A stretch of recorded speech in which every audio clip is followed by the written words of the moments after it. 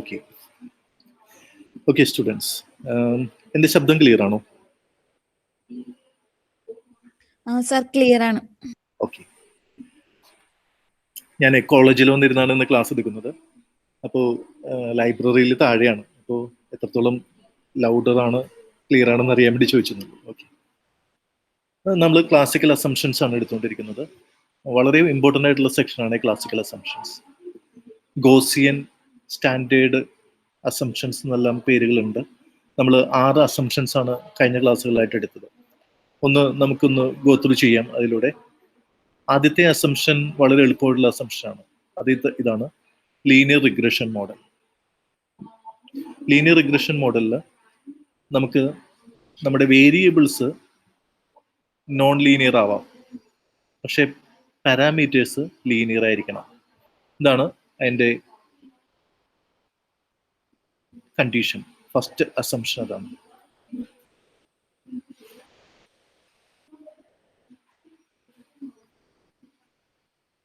ഇപ്പോൾ ഈ അസംഷന്റെ പ്രത്യേകത എന്ന് പറയുന്നത്, ഈ അസംഷൻ വയലേറ്റ് ചെയ്യപ്പെട്ട് കഴിഞ്ഞാൽ ഇവിടെ നമുക്ക് OLS ചെയ്യാൻ പറ്റില്ല. ഇവിടെയാണെങ്കിൽ OLS മെത്തേഡ് നമുക്ക് സാധ്യമല്ല. ഓർഡിനറി ലീസ്റ്റ് സ്ക്വയർ മെത്തേഡ് നമുക്ക് സാധ്യമല്ല. നമുക്ക് ഈ പാരാമീറ്റേഴ്സ് നോൺ ലീനിയർ ആണെങ്കിൽ. സോ നമ്മുടെ ഫസ്റ്റ് അസംഷൻ എന്താണ്? The parameters should be linear. ഇനി രണ്ടാമത്തെ അസംഷൻ എന്ന് പറയുന്നത് X values R fixed in repeated sampling. X values നമ്മൾ 2.1 എന്നുള്ള ടേബിൾ ഇടയ്ക്ക് നമ്മളൊന്ന് ഓർമ്മയിലേക്ക് കൊണ്ടുവരിക. അതിൽ നമ്മൾ ഇൻകവും കൺസംഷനും തമ്മിലുള്ള റിലേഷനാണ് പഠിച്ചുകൊണ്ടിരുന്നത്. ഇപ്പം ഇൻകത്ത് നമ്മൾ 10 ഗ്രൂപ്പ്സ് ആയിട്ട് തിരിച്ചിട്ടുണ്ട്.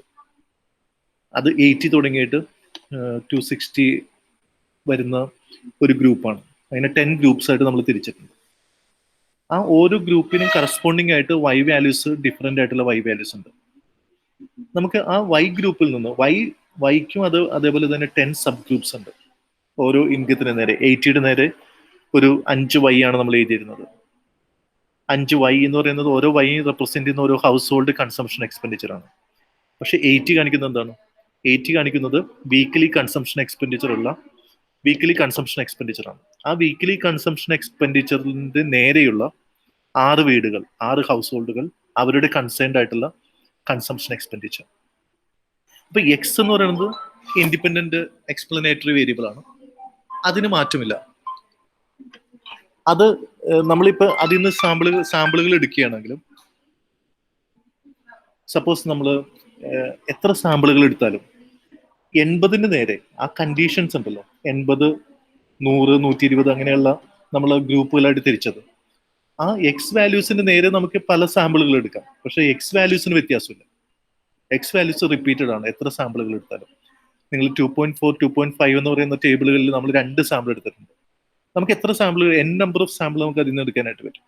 അപ്പൊ ഈ സാമ്പിളുകൾ എടുക്കുമ്പോൾ ഇപ്പൊ ഞാൻ ആ ഒരു ടേബിൾ എല്ലാവർക്കും തന്നിട്ട് അതിൽ നിന്നൊരു സാമ്പിൾ നിങ്ങൾ ഇവിടെ എടുക്കാൻ പറഞ്ഞു കഴിഞ്ഞാൽ നിങ്ങളെല്ലാം പല സാമ്പിളുകളായിട്ടായിരിക്കും വരിക.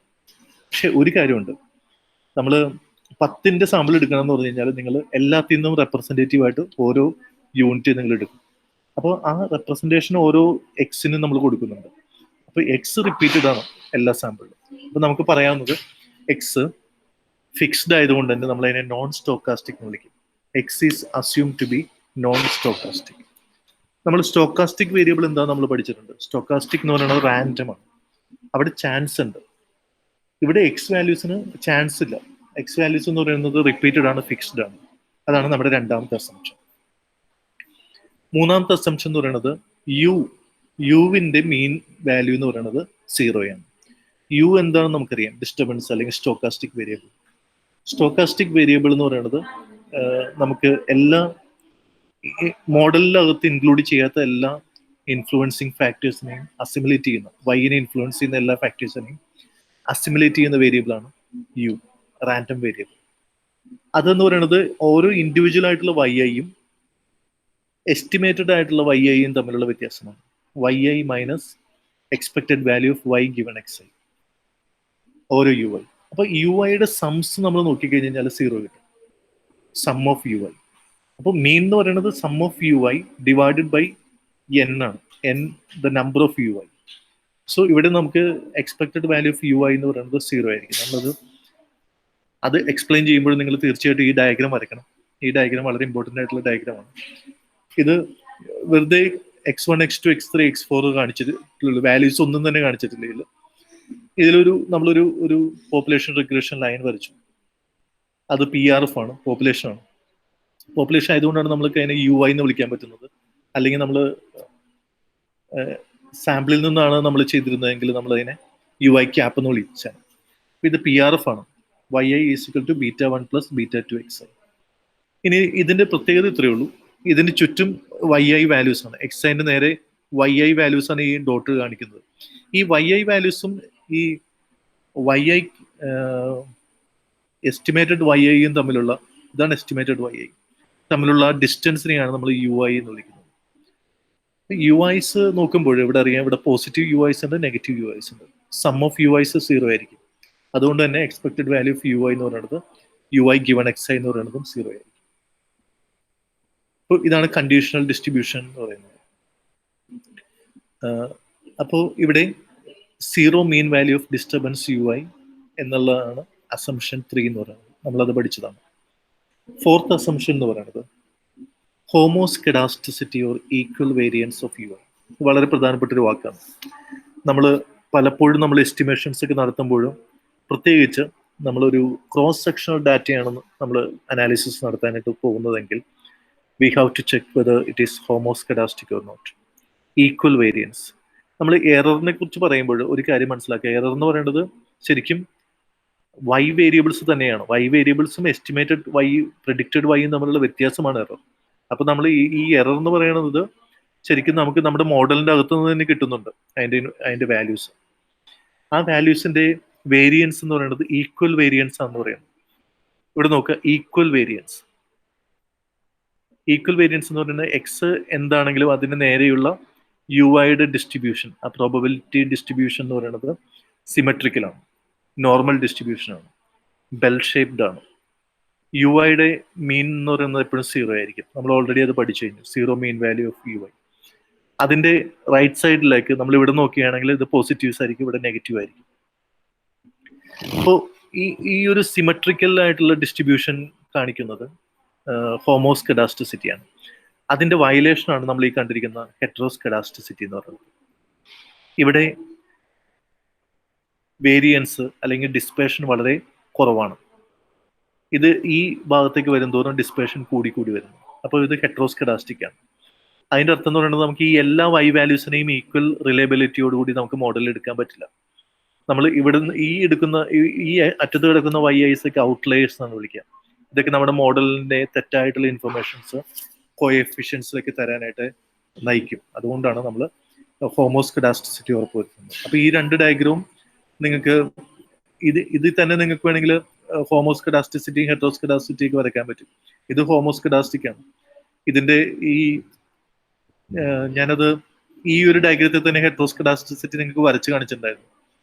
അതിന്റെ ഒരു ഡയഗ്രാം ഞാനത് നിങ്ങളുടെ ക്ലാസ് റൂമിൽ പോസ്റ്റ് ചെയ്തിട്ടുണ്ട്. അപ്പോൾ അതാണ് ഹോമോസ്കെഡാസ്റ്റിസിറ്റിയുടെ അസംഷൻ കാണിക്കുന്നത്. അപ്പൊ ഇതൊക്കെ നിങ്ങൾക്ക് വരക്കാൻ പറ്റിയാൽ നല്ലതാണ്. അതല്ലെങ്കിൽ ഇങ്ങനെ വരക്കണം എന്നൊന്നും പോലും ഇല്ല, നിങ്ങൾക്ക് വേണമെങ്കിൽ ഇതിൽ തന്നെ നമുക്ക് അത് കാണിക്കാനായിട്ട് പറ്റും. ഹെറ്ററോസ്കെഡാസ്റ്റിസിറ്റി ഈ ഒരു ഡയഗ്രത്തിൽ കാണിക്കാൻ പറ്റും. അത് ഞാൻ നിങ്ങൾക്ക് ക്ലാസ് റൂമിൽ അത് പോസ്റ്റ് ചെയ്തിട്ടുണ്ട്. നമ്മളന്ന് ക്ലാസ് എടുത്തപ്പോൾ വരച്ചിരിക്കുന്നു. ഇനി അഞ്ചാമത്തെ അസംഷൻ എന്ന് പറയുന്നത് അടുത്ത വളരെ പ്രധാനപ്പെട്ട ഒരു അസംഷൻ ആയിരുന്നു. അഞ്ചാമത്തത് no autocorrelation. Autocorrelation എന്ന് പറയുന്നത് ഒരു എറർ അതിൻ്റെ തന്നെ പാസ്റ്റ് വാല്യൂസിനാൽ, ഓട്ടോ കോറിലേഷൻ എന്ന് പറയുന്നത് എപ്പോഴും ഒരു വാല്യൂ അതിൻ്റെ തന്നെ പാസ്റ്റ് വാല്യൂസിനാൽ ഇൻഫ്ലുവൻസ് ചെയ്യപ്പെടുകയാണെങ്കിൽ അല്ലെങ്കിൽ കോറിലേറ്റ് ചെയ്യപ്പെടുകയാണെങ്കിലാണ് നമ്മൾ ഓട്ടോ കോറിലേഷൻ എന്ന് പറയുന്നത്. സെൽഫ് കോറിലേഷൻ ആണ്. നമ്മൾ അതിന് മറ്റൊരു വാക്ക് ഉപയോഗിക്കുന്നത് സീരിയൽ കോറിലേഷൻ ആണ്. അപ്പോൾ ഇവിടെ ഓട്ടോ കോറിലേഷൻ ഓഫ് ഡിസ്റ്റർബൻസ് ആണ്. അപ്പൊ ഡിസ്റ്റർബൻസ് എന്ന് പറയുമ്പോൾ ഒരു UI അതിൻ്റെ തന്നെ പാസ്റ്റ് UIs ആയിട്ട് ഇൻഫ്ലുവൻസ് ചെയ്യപ്പെടാൻ പാടില്ല.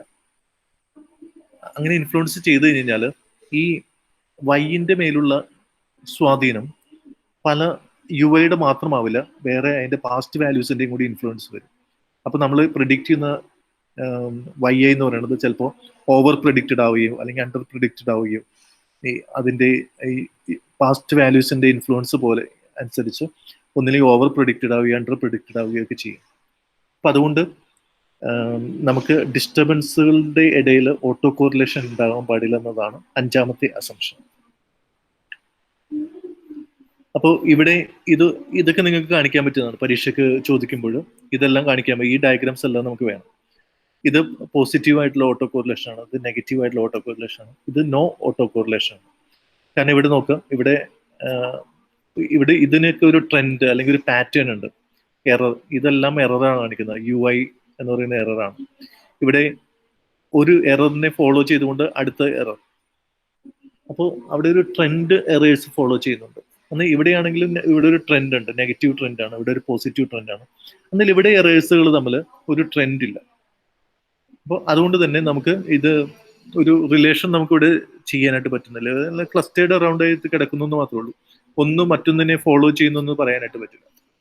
അതുകൊണ്ട് ഇവിടെ നമുക്ക് എന്ത് പറയും, ഇവിടെ ഓട്ടോ കോറിലേഷൻ ഇല്ല, നോ കോറിലേഷൻ. അപ്പോൾ അതാണ് നമ്മൾ 5ാമത്തെ അസംഷൻ ആയിട്ട് എടുക്കുന്നത്. 6ാമത്തെ അസംഷൻ നമ്മൾ കഴിഞ്ഞ ക്ലാസ്സിൽ പറഞ്ഞതാണ്. അതായത് UIയും XIയും തമ്മിൽ 0 കോവേരിയൻസ്. കോവേരിയൻസ് എന്ന് പറയുന്നത് നമ്മൾ പറഞ്ഞു റിലേഷൻ പോസിറ്റീവ് ആണോ നെഗറ്റീവ് ആണോ അല്ലെങ്കിൽ റിലേഷൻസ് ഇല്ലേ എന്ന് കാണിക്കാൻ വേണ്ടിയാണ് നമ്മൾ കോവേരിയൻസ് ഉപയോഗിക്കുന്നത്. അപ്പോൾ UIയും XIയും തമ്മിൽ കോവേരിയൻസ് ഉണ്ടാവാൻ പാടില്ല. ഇത് തമ്മിൽ 0 കോവേരിയൻസ് ആയിരിക്കണം. ഇപ്പോൾ നമ്മളത് കഴിഞ്ഞ ക്ലാസ്സിൽ ഞാൻ ആ മോഡൽ വരച്ചപ്പോൾ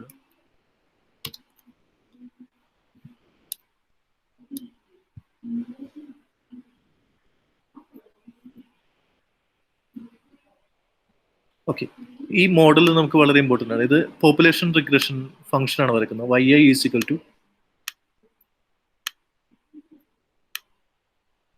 β1 പ്ലസ്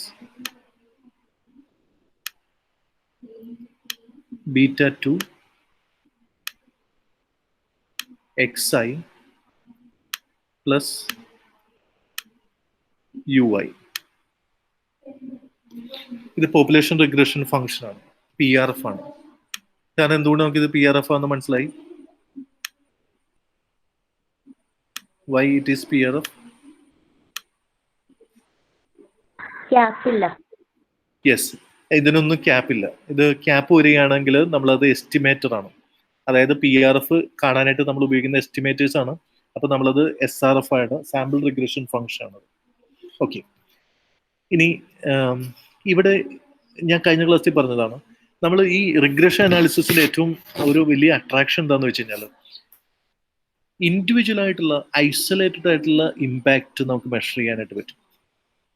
ഇപ്പോൾ ഈ β2 എന്ന് പറയുന്നത് ഇതിന്റെ മാത്രം ഇമ്പാക്റ്റ് ആണ് വൈൻ്റെ മേലുള്ള.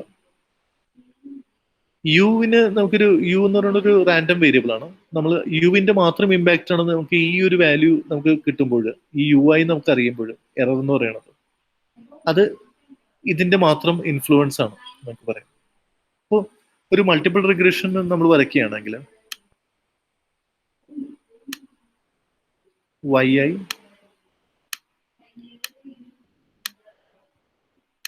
β0 പ്ലസ്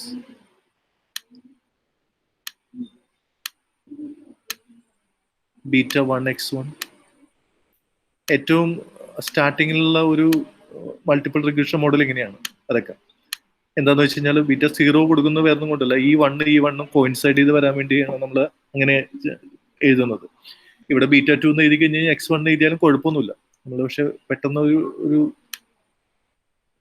ബുക്ക് നമ്മൾ അങ്ങനെ എഴുതുന്നത് ആ ഒരു എഴുതാനുള്ള ഒരു സുഖത്തിന് വേണ്ടി മാത്രമൊന്നും. നമുക്കറിയാം ഇതിനൊക്കെ ആൽഫ എന്നും ബീറ്റ എന്നും ഗാമ എന്നും ഡെൽറ്റ എന്നൊക്കെ എന്ത് വേണമെങ്കിൽ നമുക്ക് എഴുതാം. ഇതൊരു സ്റ്റാൻഡേർഡ് പ്രാക്ടീസ് ആണ് നമ്മളിപ്പോൾ ഈ ബീറ്റ എന്ന് എഴുതുന്നത്. അതിനൊക്കെ ഒരർത്ഥമേ ഉള്ളൂ, എന്ത് എഴുതിയാലും അത് ഒന്നല്ലെങ്കിൽ ഇന്റർസെപ്റ്റും ഇതെല്ലാം സ്ലോപ്പുമാണ്. 2 കോഎഫിഷ്യൻസ് മാത്രമേ ഉള്ളൂ, ഒന്ന് ഇന്റർസെപ്റ്റും സ്ലോപ്പുമാണ്. ഇപ്പോൾ ഇത് മൾട്ടിപ്പിൾ റിഗ്രഷൻ ആണ്. ഇത് പോപ്പുലേഷൻ റിഗ്രഷൻ ഫംഗ്ഷൻ തന്നെ മൾട്ടിപ്പിൾ റിഗ്രഷൻ ആണ്. ഇതിൽ 2 മൾട്ടിപ്പിൾ റിഗ്രഷൻ എന്ന് പറയാൻ കാരണം ഇവിടെ നമുക്ക് 2 ഇൻഡിപെൻഡന്റ് വേരിയബിൾസ് ഉണ്ട്, X1 ഉണ്ട് X2 ഉണ്ട്. ഇപ്പൊ ഇതിൽ ഈ β1 എന്ന് പറയുന്നത് ശരിക്കും X1ന്റെ മാത്രം ഇമ്പാക്റ്റ് ആണ് വൈൻ്റെ മേലുള്ള. β2 എന്ന് പറയുന്നത് X2ന്റെ മാത്രം ഇമ്പാക്റ്റ് ആണ്. അപ്പൊ ഈ ബീറ്റ വൺ എന്ന് പറയുന്നത് നമ്മൾ അസ്യൂം ചെയ്യുന്നത് എങ്ങനെയാണ്? The impact of x1 on y keeping all other variables constant. x2ഉം യുവും എല്ലാം കോൺസ്റ്റന്റ് ആയിട്ട് വെച്ചുകൊണ്ട് ഇതിന്റെ മാത്രം ഇമ്പാക്റ്റ് ആണ് ഈ ബീറ്റ വൺ മെഷർ ചെയ്യുന്നത്. അപ്പോൾ നമ്മളിപ്പോൾ പറഞ്ഞൊരു ഇതുണ്ടല്ലോ, covariance between U I and X I should be zero. അതായത് ഇപ്പൊ ഇത് രണ്ടും തമ്മിൽ പോസിറ്റീവ് റിലേറ്റഡ് ആണെങ്കിൽ, അതായത് ഈ യു ഐയും എക്സ് ഐയും അല്ലെങ്കിൽ x2 എന്തെങ്കിലുമായിട്ട് നമ്മൾ ഇത് പോസിറ്റീവ് കോവേരിയൻസ് ഉണ്ടെങ്കിൽ, കോവേരിയൻസ് എന്ന് പറയുമ്പോഴും പോസിറ്റീവ് ആവാം നെഗറ്റീവ് ആവാം. പോസിറ്റീവ് കോവേരിയൻസ് എന്ന് പറയുന്നത് എക്സ് വർദ്ധിക്കുമ്പോൾ യു വർദ്ധിക്കണം, എക്സ് കുറയുമ്പോൾ യു കുറയണം. നെഗറ്റീവ് കോവേരിയൻസ് എന്ന് പറയുന്നത് എക്സ് വർദ്ധിക്കുമ്പോൾ യു കുറയണം, എക്സ് കുറയുമ്പോൾ യു കൂടണം, നേരെ തിരിച്ചു ആവാം. അപ്പോൾ യുവിന്റെ ഇൻഫ്ലുവൻസും എക്സിന്റെ മേലുണ്ടാവാം. അപ്പൊ കോവേരിയൻസ് എന്ന് പറയുന്നത് ഇത് തമ്മിൽ റിലേറ്റഡ് ആണ്. ഇത് തമ്മിൽ റിലേറ്റഡ് ആവുമ്പോൾ നമുക്ക് ഈ റിഗ്രഷന്റെ ഏറ്റവും ഫണ്ടമെന്റൽ ആയിട്ടുള്ള കാര്യം നമുക്ക് അവിടെ പറ്റില്ല. എന്താണ് ഫണ്ടമെന്റൽ ആയിട്ടുള്ള കാര്യം? Isolated effect. ഇതാണ് റിഗ്രഷൻ ചെയ്യുന്ന ഏറ്റവും വലിയ ഐസൊലേറ്റഡ്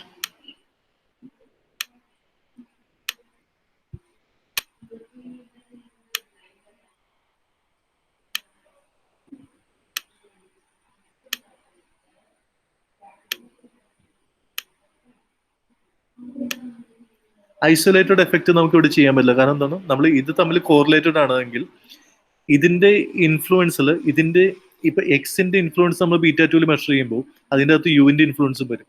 കാരണം ഇത് കൂടുമ്പോൾ ഇത് കൂടുന്നുണ്ട്, അല്ലെങ്കിൽ ഇത് കുറയുമ്പോൾ ഇത് കുറയുന്നുണ്ട്. അപ്പോൾ ഇത് തമ്മിൽ കോറിലേറ്റഡ് ആണ്. അപ്പോൾ ഇതിന്റെ ഇൻഫ്ലുവൻസ് എക്സിന്റെ മാത്രം ഇൻഫ്ലുവൻസ് അല്ല നമുക്ക് വൈയിൽ ഈ ബീറ്റ ടു കൊണ്ട് നമുക്ക് മെഷർ ചെയ്യാനായിട്ട് പറ്റും. അപ്പോൾ കോയഫിഷ്യന്റ് എന്തായി? കോയഫിഷ്യന്റ് ബയസ്ഡ് ആയി. കോയഫിഷ്യന്റ് ആക്യുറേറ്റ് അല്ലാത്തൊരു കോയഫിഷ്യന്റ് ആണ് നമുക്ക് കിട്ടുക. അപ്പോൾ റിഗ്രഷൻ അനാലിസിസ് തെറ്റായിട്ടുള്ള ഒരു regression beta one beta two ഒക്കെ ആയിരിക്കും നമുക്ക് ഫൈൻഡ് ചെയ്യാനായിട്ട് പറ്റും. അപ്പൊ അതുകൊണ്ടാണ് നമ്മൾ അസ്യൂം ചെയ്യുന്നത് ഇതും തമ്മിൽ കോവേരിയൻസ് ഉണ്ടാവാൻ പാടില്ല എന്ന് പറയുന്നത്. ഓക്കെ, ഇപ്പോൾ ആറാമത്തെ അസംഷൻ നമ്മൾ അതിനെക്കുറിച്ച് പറഞ്ഞു. ഏഴാമത്തെ അസംഷൻ, നമ്മൾ 6 അസംഷൻസ് ആണ് നമ്മൾ ഇന്ന് നമുക്ക് അസംഷൻസ് കംപ്ലീറ്റ് ചെയ്യണം. ഏഴാമത്തെ അസംഷൻ എന്ന് പറയുന്നത് the number of observations n must be greater than the number of parameters to be estimated. നമുക്ക് എത്ര ഇപ്പൊ നമ്മളൊരു എസ്റ്റിമേഷൻ നമുക്ക് നടത്തണം എന്നുണ്ടെങ്കിൽ എത്ര എൻ വേണം? എൻ എന്ന് പറയുന്നത് ഉദാഹരണം പറഞ്ഞു കഴിഞ്ഞാൽ ഞാൻ മുകളിലത്തേക്ക് നമ്മൾ ചെയ്തേക്കുന്ന ഒരു ടേബിളിലേക്ക് പോവുകയാണ്. നമ്മളൊരു ബീറ്റ വണ്ണും ബീറ്റ ടൂവും ഫൈൻഡ് ചെയ്ത ഒരു ടേബിളിലേക്ക് പോവുകയാണ്.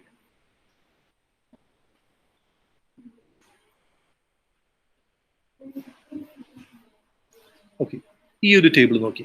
ഈ ഒരു ടേബിളിൽ ബീറ്റ വണ്ണും ബീറ്റ ടു ഒന്നും ഫൈൻഡ് ചെയ്തിട്ടില്ല. പക്ഷെ ബീറ്റ വൺ ബീറ്റ ടു നമുക്കറിയാം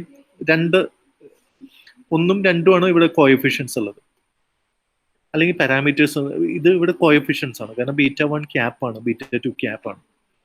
എത്ര ഇവിടെ ആകെ എൻ എന്ന് പറയുന്നത് ഇവിടെ എത്രയാണ്? ഇവിടുത്തെ എൻ എത്രയാണ്?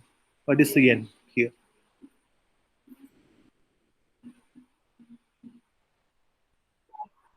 നാലാണ് N.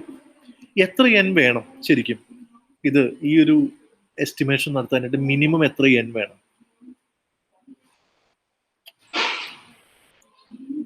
N should be greater than the number of parameters. ഇവിടെ പാരാമീറ്റർ എന്ന് പറയുന്നത് നമുക്ക് 2 പാരാമീറ്റർ ആണുള്ളത്, beta one cap beta two cap, coefficient. 3 എണ്ണമെങ്കിലും മിനിമം ഉണ്ടെങ്കിൽ മാത്രമേ നമുക്ക് ഇത് നടത്താനായിട്ട് പറ്റൂ, ഈ ഒരു ഇക്വേഷൻ നമുക്ക് റൺ ചെയ്യാനായിട്ട് പറ്റും.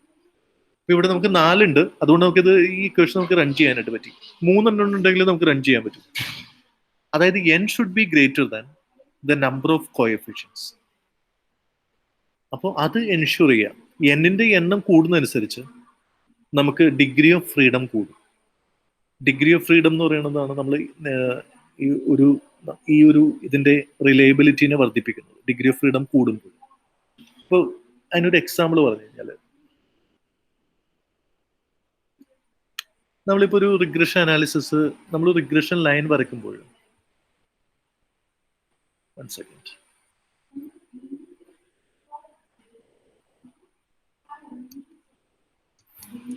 അപ്പോൾ ഈ ഒരു എക്സാമ്പിൾ നിങ്ങൾ മനസ്സിൽ നിന്ന് ഓർത്ത് വെച്ചേക്കാം. ഇത്രയേ ഉള്ളൂ. ഞാനിത് കാണിക്കാൻ വേണ്ടി, എൻ നമ്പർ കാണിക്കാൻ വേണ്ടിയാണ് ഇത് എടുത്തത്. ഞാൻ നമ്മുടെ ഇതിലേക്ക് പോവുകയാണ്. ഏഴാമത്തത്, the number of observations n must be greater than the number of parameters to be estimated. അതായത് നമ്മുടെ ഏഴാമത്തെ അസംപ്ഷൻ എന്ന് പറയുന്നത് ഇതാണ്, n should be greater than number of parameters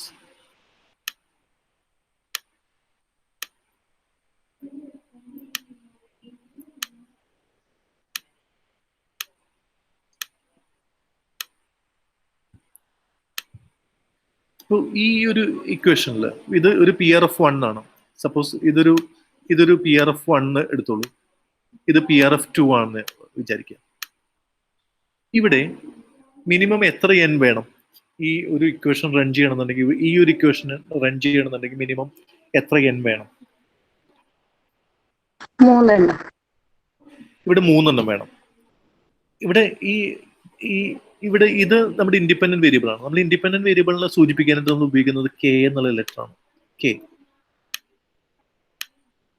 ഇവിടുത്തെ കേസിൽ ഫസ്റ്റ് കേസിൽ നമ്മുടെ k1 ആണ്. രണ്ടാമത്തെ കേസിൽ നമ്മുടെ k എത്രയാണ്? k എത്രയാണ്? 2 ആണ്. യെസ്. ഇനി പാരാമീറ്റേഴ്സ് എന്ന് പറയുന്നത് എപ്പോഴും സ്ലോപ്പും ഇന്റർസെപ്റ്റും ആണെന്ന് അറിയാം നമുക്ക്. 2 പാരാമീറ്റേഴ്സ് ആണുള്ളത്, ഒന്ന് സ്ലോപ്പും ഒന്ന് ഇന്റർസെപ്റ്റും ആണ് അല്ലേ? ഓക്കെ. അപ്പോൾ നമുക്ക് സ്ലോപ്പ് എന്ന് പറയുന്നത് എക്സ്പ്ലനേറ്ററി വേരിയബിളിന്റെ ഒപ്പം തന്നെ നമുക്ക് സ്ലോപ്പ് ഉണ്ട്. ഇവിടെ 2 സ്ലോപ്പ് ഉണ്ട്, ഇവിടെ 2 സ്ലോപ്പ് ഇതുണ്ട്. പ്ലസ് k+1 ആയിരിക്കും എപ്പോഴും എന്ത് നമ്പർ ഓഫ് പാരാമീറ്റേഴ്സ് എന്ന് പറയുന്നത്. കാരണം എല്ലാത്തിന്റെയും കൂടെ എന്തുണ്ട്? എല്ലാത്തിന്റെയും കൂടെ നമുക്ക് ഇന്റർസെപ്റ്റ് ഉണ്ട്. സ്ലോപ്പ് എന്തിന്റെ കൂടെ മാത്രമേ ഉള്ളൂ? സ്ലോപ്പ് കോഎഫിഷ്യന്റ് ഇൻഡിപെൻഡന്റ് വേരിയബിൾസിന്റെ കൂടെയാണ് സ്ലോപ്പ് കോഎഫിഷ്യന്റ് ഉള്ളത്. അപ്പോൾ ഇവിടെ 2 ഇൻഡിപെൻഡന്റ് വേരിയബിൾസ് ഉള്ളപ്പോൾ 2 സ്ലോപ്പ് ഉണ്ട്, ഒരു ഇൻഡിപെൻഡന്റ് വേരിയബിൾ ഉള്ളപ്പോൾ ഒരു സ്ലോപ്പ് ഉണ്ട്. അപ്പൊ ഈ 1 എന്താണ് സൂചിപ്പിക്കുന്നത്?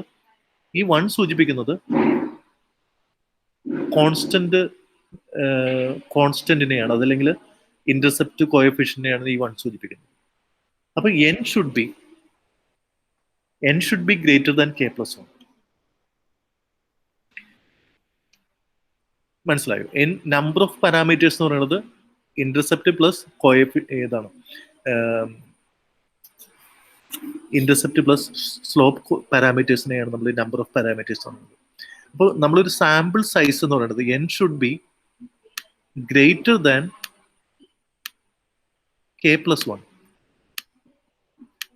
നമ്മൾ ഡിഗ്രി ഓഫ് ഫ്രീഡം എന്ന് പറയുന്നത് ഇത് കുറച്ച് കഴിയുമ്പോഴാണ് നമുക്ക് ഈ എന്നിൽ നിന്ന്, ടോട്ടൽ എന്നിന്റെ സൈസിൽ നിന്ന് ഇത് കുറച്ച് കഴിയുമ്പോഴാണ് നമുക്ക് ഡിഗ്രി ഓഫ് ഫ്രീഡം എന്ന് പറയുന്ന കൺസെപ്റ്റ് കിട്ടുക.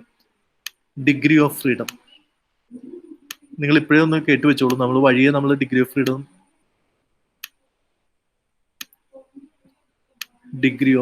ഫ്രീഡം എത്രത്തോളം നമുക്ക് ഫ്രീഡം ഉണ്ട് ഈ ഒരു പ്രോബ്ലം ചെയ്യാനായിട്ട്, ഒരു എസ്റ്റിമേഷൻ നടത്താനായിട്ട് എത്രത്തോളം ഫ്രീഡം ഉണ്ട്. ആ ഡിഗ്രി ഓഫ് ഫ്രീഡം മെഷർ ചെയ്യാനായിട്ട് നമ്മൾ ഉപയോഗിക്കുന്ന ഫോർമുല എന്ന് പറയുന്നത് n മൈനസ് k+1 ആണ്. k+1 ചില ടെക്സ്റ്റ് ബുക്കുകളിൽ, ഇപ്പോൾ നമ്മൾ ഈ ഒരു ടെക്സ്റ്റ് ബുക്ക് നോക്കിക്കഴിഞ്ഞാൽ ഈ ഒരു ടെക്സ്റ്റ് ബുക്കിൽ ഡിഗ്രി ഓഫ് ഫ്രീഡം വഴിയെ നമ്മൾ പഠിക്കും, കാണിക്കാനായിട്ട് നമ്മൾ ഉപയോഗിക്കുന്നത് n മൈനസ് k-1 ആണ്. അപ്പോൾ എന്താ ചെയ്യാം? എന്നിൽ നിന്ന് ഇപ്പൊ നമ്മുടെ നേരത്തെ എക്സാമ്പിൾ എന്ന് പറയുന്നത് ഡിഗ്രി ഓഫ് ഫ്രീഡം എന്ന് പറയുന്നത് എത്ര ഉണ്ടാവും എന്ന് ചോദിച്ചു കഴിഞ്ഞാൽ n 4 നമ്മുടെ ഇത് 4 നമ്മുടെ സൈസ്, എന്നിന്റെ സൈസ്. 2 എസ്റ്റിമേറ്ററും നമുക്ക് ഉണ്ടായിരുന്നത് ഒരു എക്സ് ആണ് ഉണ്ടായിരുന്നത്. ആ പ്രോബ്ലത്തിൽ ഒരു എക്സ് ആണുള്ളത്. അപ്പൊ k എന്ന് പറയുന്നത് 1 ആയിരുന്നു, പ്ലസ് ഒരു കോൺസ്റ്റന്റ്, അല്ലെങ്കിൽ നമ്മൾ അതിനെ ഇന്റർസെപ്റ്റ് വേരിയബിൾ എന്ന് വിളിക്കുക. അപ്പൊ നമ്മുടെ ഡിഗ്രി ഓഫ് ഫ്രീഡം നമ്മൾ നേരത്തെ എടുത്ത എക്സാമ്പിൾ എത്രയായിരുന്നു? 2 ആയിരുന്നു. ഡിഗ്രി ഓഫ് ഫ്രീഡം എന്ന് പറഞ്ഞാൽ 2 ആണ്. അപ്പൊ ഇവിടെ നോക്കാം, നമുക്ക് 2 ഡിഗ്രി ഓഫ് ഫ്രീഡം ആണ് അവിടെ ഉള്ളത്. ഡിഗ്രി ഓഫ് ഫ്രീഡം ഉണ്ടെങ്കിൽ മാത്രമേ, ഡിഗ്രി ഓഫ് ഫ്രീഡം വർദ്ധിക്കുന്നതനുസരിച്ച് ആ പ്രോബ്ലത്തിന്റെ റിലയബിലിറ്റി വർദ്ധിക്കുന്നുള്ളതാണ്. കൂടുതൽ നമുക്ക് വർക്ക്ഔട്ട് ചെയ്യാനായിട്ട് നമുക്ക് സാമ്പിൾസുകൾ ഉണ്ട്. സാമ്പിൾ സൈസ് കൂടുമ്പോൾ സെൻട്രൽ ലിമിറ്റ് തിയറി എന്ന് പറയുന്ന കാര്യമുണ്ട്. സെൻട്രൽ ലിമിറ്റ് തിയറി അനുസരിച്ച് ലാർജ് സാമ്പിൾ സൈസ് എന്ന് പറയുന്നത് എപ്പോഴും പോപ്പുലേഷനിലേക്ക് അടുക്കുകയാണ്. സാമ്പിൾ സൈസ് കൂടുക എന്ന് പറയുന്നത് പോപ്പുലേഷനിലേക്ക് അടുക്കുക എന്നാണ് അർത്ഥം, പോപ്പുലേഷനിലേക്ക്. അപ്പോൾ അതിന്റെ റിലയബിലിറ്റി, ട്രൂ ആയിട്ടുള്ള കോഎഫിഷ്യൻസിലേക്ക് എത്താനുള്ള സാധ്യത കൂടും. അതുകൊണ്ടാണ് എപ്പോഴും ഈ റിസർച്ചിലൊക്കെ കൂടുതൽ ലാർജ് സാമ്പിൾ സൈസ് എടുക്കണം എന്ന് പറയുന്നത്. സ്മോൾ സാമ്പിൾ സൈസിന്റെ സ്റ്റഡിയിൽ നിന്ന് വരുന്ന കോഎഫിഷ്യൻസ് എല്ലാം റിലയബിൾ ആവണമെന്നില്ല. അപ്പൊ ഇവിടുത്തെ ഈ ഈ ഇക്വേഷൻ തന്നെ നമുക്ക് ഇങ്ങനെ എഴുതാം അല്ലെ. അതായത് 4 സാമ്പിൾ സൈസ് എങ്കിൽ 4 മൈനസ് കെ എന്താണ്, കെ എന്ന് പറയുന്നത് 1 ആണ്. അത് ഒരു ഇൻഡിപെൻഡന്റ് വേരിയബിൾ മാത്രമേ ഉള്ളൂ. മൈനസ് നമ്മൾ 1. അങ്ങനെയാണെങ്കിൽ നമുക്ക് എങ്ങനെ കിട്ടും? നമുക്ക് 2 തന്നെയുള്ള ആൻസർ കിട്ടും. അപ്പൊ രണ്ട് രീതിയിലും നമുക്ക് ഡിഗ്രി ഓഫ് ഫ്രീഡം തന്നെ എഴുതാം. അപ്പൊ n should be greater than the number of parameters. ഇപ്പൊ ഇവിടെ 2 ആണെന്ന് വിചാരിച്ചു. ഇവിടെ 2 ആണെങ്കിൽ നമുക്ക് ഇവിടെ ഡിഗ്രി ഓഫ് ഫ്രീഡം 0 ആണ്. അപ്പൊ നമുക്ക് സാമ്പിൾ ഈ എസ്റ്റിമേഷൻ നടത്താനായിട്ട് പറ്റില്ല. ഇപ്പൊ സാമ്പിൾ സൈസ് 2 ആണെങ്കിൽ മിനിമം ഡിഗ്രി ഓഫ് ഫ്രീഡം 1 എങ്കിലും വേണം. ഡിഗ്രി ഓഫ് ഫ്രീഡം, നമുക്ക് ഈ ഒരു പ്രോബ്ലം ചെയ്യാനുള്ള ഫ്രീഡം അത് മിനിമം 1 എങ്കിലും നമുക്ക് ഉണ്ടെങ്കിൽ മാത്രമേ ഈ പ്രോബ്ലം ചെയ്യാനായിട്ട് പറ്റൂ. അപ്പൊ ഇവിടെ നമുക്ക് ഹലോ സാർ, ഇൻഡിപെൻഡന്റ് വേരിയബിൾ രണ്ടെണ്ണോ അല്ലേ? ഏതിലാണ്? അല്ല, ഈ 4 മൈനസ് 1 എന്നല്ലേ സാർ കൊടുത്തേ? ഈ ക്വസ്റ്റ്യൻ ഞാൻ ഇപ്പൊ പറഞ്ഞത്. അതായത് നമ്മൾ ഈ ടേബിള് 3 അല്ലേ വരണ്ടേ? അപ്പൊ ഇവിടെയാണോ? അല്ല സാർ, പറഞ്ഞോളൂ. ആദ്യത്തത് എടുക്കുമ്പോ അവിടെ 3 അല്ലേ നമ്മള് പറഞ്ഞേ? മിനിമം ഈ കേസ് അല്ലേ? ഇതില് ഒരു ഇൻഡിപെൻഡന്റ് വേരിയബിൾ ആണല്ലോ അല്ലേ? അതല്ല സാർ, അതല്ല, നമ്മളവിടെ 3 അല്ലേ പറഞ്ഞേ മറ്റേ ആദ്യം? എവിടെയാണ്? അല്ല, n should be greater than മറ്റേ നമ്മ അങ്ങനെ പറഞ്ഞില്ലായിരുന്നു? Number of parameters. അതെ അതെ അതെ. അതായത് 3 അല്ലേ എടുത്തേച്ചേ? ഇവിടെയാണോ ഉദ്ദേശിച്ചത്? എനിക്ക് മനസ്സിലായില്ല. അല്ല സാർ, എന്ന് പറയുന്നത് ഗ്രേറ്റർ ദാൻ പാരാമീറ്റേഴ്സ് എന്ന് പറഞ്ഞില്ലേ? അതെ അതെ അതെ. എന്താണ് എന്ന് പറയുന്നത്? സാമ്പിൾ സൈസ് ആണ്. അല്ലെങ്കിൽ നമ്മൾ എത്രയാണോ നമ്മൾ എടുക്കുന്നത്. ഇപ്പൊ നമ്മൾ എടുത്ത എക്സാമ്പിൾ 4 ആയിരുന്നു n എന്ന് പറയുന്നത്. അത് മനസ്സിലായല്ലോ? എക്സാമ്പിൾ വെച്ചിട്ടാണോ സാർ എടുത്തേ? ഞാനിപ്പോ എക്സാമ്പിൾ വെച്ചിട്ടാണ് ഇത് പറഞ്ഞേക്കുന്നത്. ഞാൻ വിചാരിച്ചു സാർ n എന്ന് പറഞ്ഞാൽ നമ്മളിവിടെ 3 അല്ലേ ഇപ്പൊ പറഞ്ഞേ. n എന്ന് പറയുന്നത് ഈ പാരാമീറ്റേഴ്സിനെക്കാളും ഗ്രേറ്റർ മിനിമം 3 എങ്കിലും ആവണം എന്നല്ലേ നമ്മൾ പറഞ്ഞേ? അല്ല, അങ്ങനെയല്ല. നമുക്ക് n എന്ന് പറയുന്നത് നമുക്ക് എത്ര പാരാമീറ്റേഴ്സ് ഉണ്ടെന്ന് നമുക്ക് അറിയില്ലല്ലോ നമ്മുടെ മോഡലിൽ. അതായത് സപ്പോസ് നമ്മളിപ്പോ ഒരു മോഡൽ ബിൽഡ് ചെയ്യാണ്, നമ്മുടെ ക്ലാസ്സിനെ കുറിച്ച് പഠിക്കുകയാണ്. Mark, okay, mark dependent variable ആയിട്ട് എടുക്കുകയാണ്. അപ്പോൾ ഇൻഡിപെൻഡന്റ് വേരിയബിൾ ആയിട്ട് നമ്മൾ എത്ര മണിക്കൂർ പഠിച്ചു, സ്റ്റഡി അവേഴ്സ് പറഞ്ഞു എടുത്തെന്ന് വിചാരിച്ചു. പിന്നെ ഡിഗ്രിയുടെ മാർക്ക് വേറൊരു ഇൻഡിപെൻഡന്റ് വേരിയബിൾ ആയിട്ട് എടുത്തെന്ന് വിചാരിച്ചു. പിന്നെ മന്ത്ലി ഇൻകം വേറൊരു വേരിയബിൾ ആയിട്ട് എടുത്തത്. അപ്പോൾ മന്ത്ലി ഇൻകം ഒക്കെ നമ്മുടെ മാർക്കിനെ സ്വന്തനിക്കും. അങ്ങനെ സ്റ്റഡീസ് ഒക്കെ വന്നിട്ടുണ്ട് ഒരുപാട്. ഇപ്പൊ ഒരു 3 വേരിയബിൾ ആയില്ലേ? അപ്പൊ എത്രയായി? ഞാൻ പറഞ്ഞ എക്സാമ്പിളിൽ എന്താണ്, ഞാൻ ആ മോഡൽ ഒന്ന് എഴുതാം. ഒരു മിനിറ്റ്, ഞാൻ ഒന്ന് ക്ലാരിഫൈ ചെയ്ത്. സോറി, ഞാനൊരു മോഡല് എഴുതിയാണ്. മോഡൽ ഇങ്ങനെയാണ്. Mark,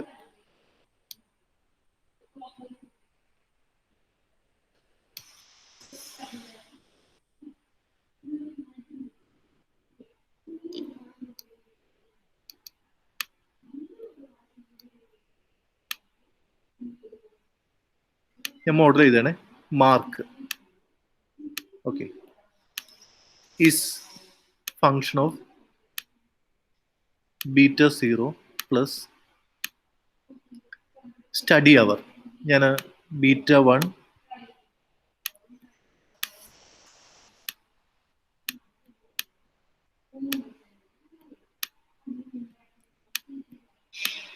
study hours, okay, plus beta 2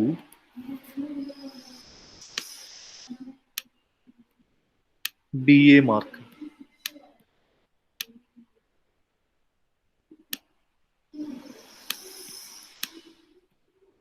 plus β3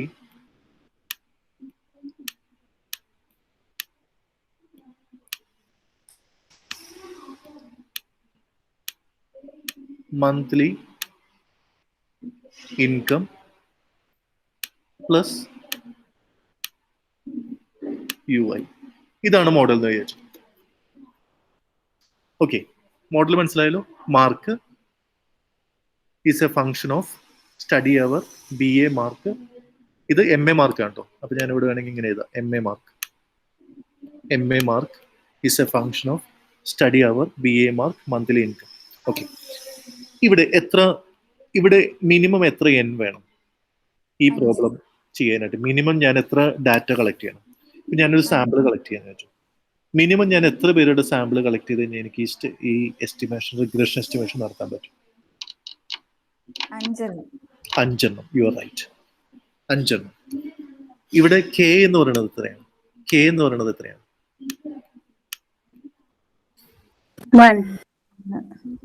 എത്രയാണ്? K 3 ആണ്. എന്തുകൊണ്ട് K 3 ആണ്?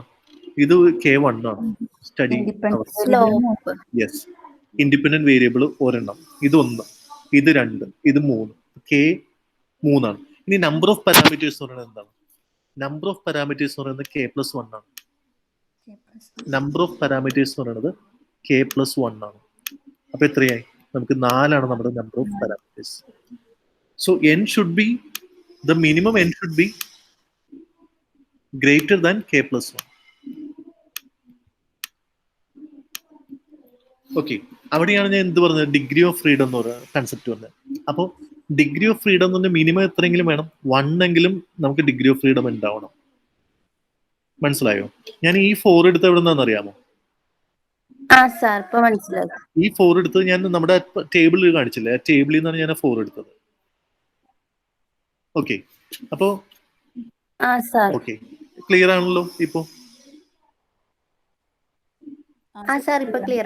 അപ്പൊ N should be greater than K. അപ്പൊ ഡിഗ്രി ഓഫ് ഫ്രീഡം എന്ന് പറഞ്ഞാൽ എന്താണ്? N മൈനസ് K-1 എന്ന് എഴുതാം, N മൈനസ് K ബ്രാക്കറ്റിൽ K+1 എഴുതാം. ഇപ്പൊ ഇവിടുത്തെ ഡിഗ്രി ഓഫ് ഫ്രീഡം നമുക്ക് നോക്കാം. ഇവിടെ ഡിഗ്രി ഓഫ് ഫ്രീഡം എന്ന് പറഞ്ഞാൽ ഇപ്പൊ സപ്പോസ് 5 ആണ് നമ്മുടെ N എന്ന് വിചാരിച്ചു. അല്ലെങ്കിൽ ഞാനിപ്പോ ക്ലാസ്സിന്റെ എടുത്തു, ക്ലാസ്സിൽ നിങ്ങൾ 18 പേരുണ്ടെന്ന് വിചാരിച്ചു. 18 പേര് എനിക്ക് നന്നായിട്ട് റിഗ്രഷൻ അനാലിസിസ് നടത്താം. ചെറിയൊരു സാമ്പിളാണ്, 18 പേര്. ഈ 18 പേരിൽ നിന്ന് ഞാൻ ഇപ്പൊ എന്റെ ഡിഗ്രി ഓഫ് ഫ്രീഡം എത്രയെന്ന് ചോദിച്ചു കഴിഞ്ഞാൽ, ഡിഗ്രി ഓഫ് ഫ്രീഡം എന്ന് പറയുന്നത് ഞാൻ DF എന്ന് എഴുതുകയാണ്. ഡിഗ്രി ഓഫ് ഫ്രീഡം ഈ ഒരു റിഗ്രഷൻ ആണ് റൺ ചെയ്യണമെങ്കിൽ എന്റെ ഡിഗ്രി ഓഫ് ഫ്രീഡം എന്ന് പറഞ്ഞാൽ 18 മൈനസ് 3K, 3 സ്ലോപ്പ് പാരാമീറ്ററും പ്ലസ് ഒരു കോൺസ്റ്റന്റ് നമ്മൾ ഇന്റർസെപ്റ്റ് എന്ന് വിളിക്കും. സോ എന്റെ ഡിഗ്രി ഓഫ് ഫ്രീഡം എന്ന് പറയുന്നത് 14 ആണ്. എന്റെ ഡിഗ്രി ഓഫ് ഫ്രീഡം. സോ എനിക്കിത് എന്റെ N is greater than the number of parameters. The number of parameters is K+1. K+1 is number of parameters. Clear ആണല്ലോ? ശരി, ഓക്കെ. അപ്പോൾ ഇതാണ് നമ്മുടെ 7ാമത്തെ അസംഷൻ എന്ന് പറയുന്നത്. The number of observations N must be greater than the number of parameters to be estimated. ഇതില് degree of freedom എന്നുള്ള concept പിന്നീട് വരുന്നുള്ളൂ. അസംഷൻസിൽ നിങ്ങൾ അത് എഴുതണോ എന്ന് ചോദിച്ചു കഴിഞ്ഞാൽ നിങ്ങൾക്ക് വേണമെന്നുണ്ടെങ്കിൽ അത് എഴുതാം. ഞാൻ ഒരു കാര്യം ചെയ്യും, ഞാൻ അസംഷൻസിന്റെ നോട്ട് ഞാൻ തയ്യാറാക്കിയിട്ട് നിങ്ങൾക്ക് എല്ലാ നോട്ടുകളും ഞാൻ ഇമ്പോർട്ടൻ്റ് ആയിട്ടുള്ള നോട്ടുകളൊക്കെ ഞാൻ തയ്യാറാക്കാം. ഓക്കെ, അപ്പൊ നിങ്ങൾക്ക് അത് പഠിക്കാം. എല്ലാം നമുക്ക് തയ്യാറാക്കാന്ന് പറഞ്ഞു കഴിഞ്ഞാൽ ഇത് മുഴുവൻ എഴുതുക എന്ന് പറഞ്ഞാൽ നിങ്ങളുടെ ബുദ്ധിമുട്ടുള്ള കാര്യം. അപ്പൊ നിങ്ങളും കുറച്ച് കാര്യങ്ങളൊക്കെ നിങ്ങളും കൂടി നോട്ടൊന്ന് ഡിവിഷൻ ഓഫ് ലേബലിലൂടെ തയ്യാറാക്കിയാണെങ്കിൽ ഇനി വരുന്ന തലമുറക്കും ഉപയോഗിക്കാനായിട്ട് പറ്റും. പക്ഷേ ഞാനത് നിങ്ങൾക്ക് ഒരു അസൈൻ ചെയ്ത ഒരു ടോപ്പിക്കുകളൊക്കെ പതുക്കെ തരാം. ഇപ്പൊ സമയമുണ്ടല്ലോ നിങ്ങൾക്ക്? ഇപ്പൊ ചെയ്യുന്നുണ്ടല്ലോ. എന്റെ അടുത്ത് ഐശ്വര്യ കുറച്ച് നോട്ടൊക്കെ തയ്യാറാക്കുന്നുണ്ടെന്ന്. ഐശ്വര്യ നോട്ടൊന്നും ക്ലാസ്സിൽ ഐശ്വര്യ ഉണ്ടോ? ക്ലാസ്സിലുണ്ടോ ഇന്ന്? ഓക്കെ. തയ്യാറാക്കി നോട്ടൊന്ന് നമ്മുടെ ഗൂഗിൾ ക്ലാസ് റൂമിൽ പോസ്റ്റ് ചെയ്യാമോ? ചെയ്യാം. എങ്ങനെയാണ് എഴുതിയല്ലേ ചെയ്തത്? അപ്പൊ അതിന്റെ ഒരു ക്യാം സ്കാൻ വഴി ഒന്ന് PDF ആക്കിയിട്ടുണ്ട് അത്. അപ്പൊ 1-2 പേർക്ക് ഞാൻ സെൻഡ് ചെയ്തായിരുന്നു. അപ്പൊ ഞാൻ ഇതിലിടാം ഗൂഗിൾ ക്ലാസ് റൂമിൽ പോസ്റ്റ് ചെയ്യണമെങ്കിൽ അപ്പൊ എനിക്കും ആക്സസ് ചെയ്യാനായിട്ട് പറ്റും. അപ്പൊ ഞാൻ അസംഷൻസിന്റെ നോട്ട് വളരെ ഇമ്പോർട്ടന്റ് ആയതുകൊണ്ട് അസംഷന്റെ നോട്ട് ഞാൻ എഴുതാം. ഓക്കെ, എന്നിട്ട് ഞാനത് നിങ്ങൾക്ക് തരാം. ഓക്കെ, അപ്പൊ അതേപോലെ നമുക്ക് ഒരു പ്രധാനപ്പെട്ട ഭാഗങ്ങളുടെയൊക്കെ ടോപ്പിക്കുകൾ നമ്മളിങ്ങനെ നോട്ട് തയ്യാറാക്കി നമുക്ക് പഠിക്കുകയും ചെയ്യും. ഓക്കെ, ശരി. ഇനി എട്ടാമത്തെ ഒരു പോയിന്റ് എടുക്കുകയാണ്, അസംഷൻ. എട്ടാമത്തെ അസംഷൻ എന്ന് പറയുന്നത് variability in x values. X values നമ്മൾ ഫിക്സ്ഡ് ആണെന്ന് പറഞ്ഞു. പിന്നെ എന്താണ് ഇവിടെ വേരിയബിലിറ്റി എന്ന് പറയുന്നത്? എക്സ് വാല്യൂസ് ഫിക്സ്ഡ് ആണ് നമ്മൾ പറഞ്ഞിട്ടുണ്ട്. Variability in x values, X values variable ആയിരിക്കണം. എക്സ് വാല്യൂസിൽ വേരിയബിലിറ്റി ഉണ്ടാവണം. വാല്യൂസിൽ, അതായത് നമ്മൾ കൺസംഷൻ ഇൻകത്തിന്റെ എക്സാമ്പിൾ പറഞ്ഞപ്പോൾ നമ്മൾ 80, 100, 120, 140 അങ്ങനെ പറഞ്ഞല്ലോ. അവിടെ എക്സ് വാല്യൂസ് ഫിക്സ്ഡ് ആണെങ്കിലും എക്സിന്റെ വാല്യൂസ് എക്സ് ഐ എന്ന് പറയുന്നത് എല്ലാം ഡിഫറെന്റ് ആണ്. 80 കഴിഞ്ഞ് പിന്നെ 100 ആണ്, വേരിയബിലിറ്റി ആയി. 120 ആണ്, 130 ആണ്. എന്തുകൊണ്ടാണ് അത് വേരിയബിലിറ്റി അവിടെ പറയണമെന്ന് വെച്ച് കഴിഞ്ഞാൽ, ഈ നമ്മളുടെ β1 β2 ഒക്കെ ഫോർമുല ഓർമ്മയുണ്ടോ നിങ്ങൾക്ക്? β1ന്റെ β2ന്റെ ഫോർമുല ഓർമ്മയുണ്ടോ? β2 ക്യാപ്പിന്റെ എസ്റ്റിമേറ്ററിന്റെ ഫോർമുല ആരെങ്കിലും ഓർക്കുന്നുണ്ടോ? ഇത് ഒരു കാരണവശാലും മറക്കരുത് കേട്ടോ. Sigma X minus X bar, ഇനി നമ്മൾ സ്മോൾ എക്സ് എന്ന് വിളിക്കും, into Y minus Y bar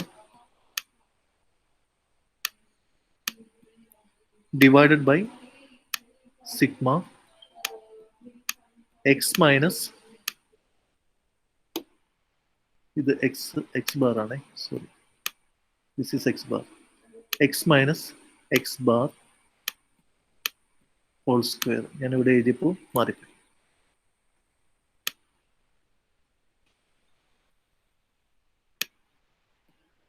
so നമ്മളിതിനെ ഡീവിയേഷൻ ഫോമിൽ എഴുതുമ്പോൾ എങ്ങനെ എഴുതും? Sigma small X small Y divided by sigma small X square. ഇനി ഇപ്പൊ എക്സ് വാല്യൂസ് എല്ലാം കോൺസ്റ്റന്റ് ആണെന്ന് വിചാരിക്കുക. കോൺസ്റ്റന്റ് എന്ന് പറയുന്നത് വേരിയബിലിറ്റി ഇല്ല. വേരിയബിലിറ്റി ഇല്ല എന്ന് പറയുമ്പോൾ നമുക്ക് എന്താണ്, സപ്പോസ് എല്ലാ എക്സും ഞാനൊരു 5 എക്സ് വാല്യൂസ് എഴുതുകയെന്ന് വിചാരിച്ചു. എക്സ് ഇത് എല്ലാം എക്സ് വാല്യൂസ് ആണെന്ന് വിചാരിക്കാം. അപ്പോൾ എന്തൊക്കെ പറഞ്ഞു ഇവിടെ? ഓക്കെ, എല്ലാ എക്സ് വാല്യൂസ് ഞാൻ എഴുതി, എല്ലാം 5 5 5. നമുക്ക് എക്സ് ബാർ എന്ന് പറയുന്നതും എന്ത് കിട്ടും? എക്സ് ബാർ എന്ന് പറയുന്നതും നമുക്ക് 5 കിട്ടും.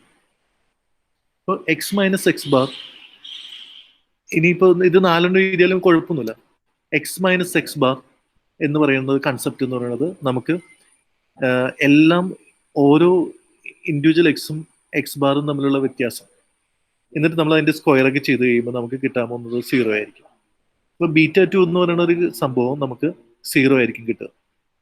അപ്പൊ നമുക്ക് ഈ ഒരു വേരിയബിലിറ്റി ഇതിൻ്റെ അകത്ത് ഇല്ല എങ്കിൽ, എക്സ് വാല്യൂസിൽ വേരിയബിലിറ്റി വന്നില്ല എങ്കിൽ നമുക്ക് എക്സ് മൈനസ് എക്സ് ബാർ എന്ന് പറയുന്ന കൺസെപ്റ്റ് ഒരു മീനിങ് ഫുൾ ആയിട്ടുള്ള ഒരു കൺസെപ്റ്റ് ആയിട്ട് വരില്ല. ഓക്കെ, നിങ്ങൾക്ക് അത് ഫോളോ ചെയ്യാനായിട്ട് പറ്റും. വേരിയബിലിറ്റി ഇൻ എക്സ് വാല്യൂസ് എന്ന് പറയുന്നത് എക്സ് വാല്യൂസ് ഡിഫറെന്റ് ആയിരിക്കണം. നമ്മളിപ്പോൾ നേരത്തെ പറഞ്ഞ കേസിലാണെങ്കിൽ ഇവിടെ നമ്മൾ 80, 100, 120, 140, 160 അങ്ങനെയാണ് എടുത്തത്, വേരിയബിലിറ്റിയാണ്. പക്ഷെ അത് ഫിക്സ്ഡ് ആണ്. എക്സ് വാല്യൂസ് ഫിക്സ്ഡ് ആയിട്ട് നമ്മൾ അസ്യൂം ചെയ്യുന്നു, പക്ഷെ അത് വേരിയബിൾ ആയിരിക്കണം. എല്ലാം നമ്മൾ എടുക്കാൻ പോകുന്ന എല്ലാ എക്സും കോൺസ്റ്റന്റ് ആയിട്ടുള്ള വാല്യൂസ് ആണെങ്കിൽ അത് നമുക്ക് എക്സ് മൈനസ് എക്സ് ബാർ കാണാൻ നേരത്ത് അത് തെറ്റായിട്ടായിരിക്കും വരിക. അത് നമുക്ക് ഡിനോമിനേറ്ററൊക്കെ 0 ആയിട്ടൊക്കെ ആയിരിക്കും വരിക. അപ്പൊ നമുക്ക് β2 ഒരു മീനിങ് ഫുൾ ആയിട്ടുള്ള β2 ക്യാപ്പ് നമുക്ക് ഫൈൻഡ് ചെയ്യാനായിട്ട് പറ്റില്ല. അപ്പൊ അതുകൊണ്ടാണ് നമ്മൾ ഈ വേരിയബിലിറ്റി ഇൻ എക്സ് വാല്യൂസ് നമ്മൾ എൻഷുർ ചെയ്യുന്നത്. ഓക്കെ, അപ്പൊ 8ാമത്തെ അസംഷൻ അതാണ്. അതെല്ലാം ചെറിയ ചെറിയ അസംഷനുകളാണ്. ഇനി 9ാമത്തത് regression model is correctly specified. Regression model is correctly specified. Specification എന്ന് പറയുന്നത് എന്താന്ന് വെച്ചാൽ ഫങ്ഷണൽ ഫോം ആണോ, നമ്മൾ ഇത് ഈ അണ്ടർലൈൻ ചെയ്തിരിക്കുന്നത് what variables should be included. ഒന്നാമത്തത് നമ്മൾ ഈ മോഡൽ സ്പെസിഫിക്കേഷൻ എന്ന് പറയുന്നത് ഇങ്ങനെയാണ്. ഒന്ന്, എന്തൊക്കെയായിരിക്കണം നമ്മൾ ഇൻഡിപെൻഡന്റ് വേരിയബിൾ ഇൻക്ലൂഡ് ചെയ്യേണ്ടത് മോഡലിന്റെ അകത്ത്. നമ്മൾ റെലവെന്റ് ആയിട്ടുള്ള ഇൻഡിപെൻഡന്റ് വേരിയബിൾ ആണോ ഇൻക്ലൂഡ് ചെയ്യുന്നത്. ഉദാഹരണം പറഞ്ഞു കഴിഞ്ഞാൽ ഇപ്പൊ ഞാനിവിടെ സ്റ്റഡി അവർ, BA mark, monthly income. Okay, ഇത് നിങ്ങൾക്ക് റെലവെന്റ് ആയിട്ട് തോന്നുന്നുണ്ടോ? ചിലപ്പോൾ തോന്നാം, ചിലപ്പോൾ തോന്നാതിരിക്കാം. നമ്മൾ സ്റ്റഡി ചെയ്ത് കഴിയുമ്പോൾ മാത്രമേ നമുക്ക് ഇതൊക്കെ റെലവെന്റ് ആണോ, ഈ ബീറ്റാസ് ഒക്കെ നമ്മൾ ഫൈൻഡ് ചെയ്ത് കഴിയുമ്പോഴാണോ റെലവെന്റ് ആണോ ഇല്ലെന്ന് വിചാരിക്കാം. പക്ഷെ എന്നാലും കുറച്ചൊക്കെ മീനിങ് ഫുൾ ആണ് ഇത്. പക്ഷെ ഇതിന്റെ ഒപ്പം തന്നെ ഞാൻ വേറൊരു ഒരു വേരിയബിളും കൂടി ഞാൻ ആഡ് ചെയ്തെന്ന് വിചാരിക്കാം. ഉദാഹരണം പറഞ്ഞു കഴിഞ്ഞാൽ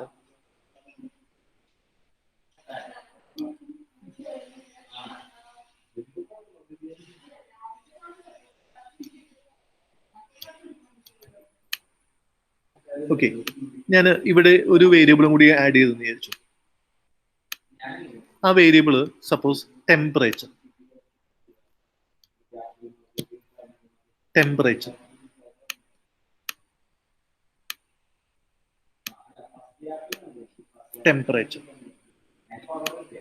ഇപ്പൊ β4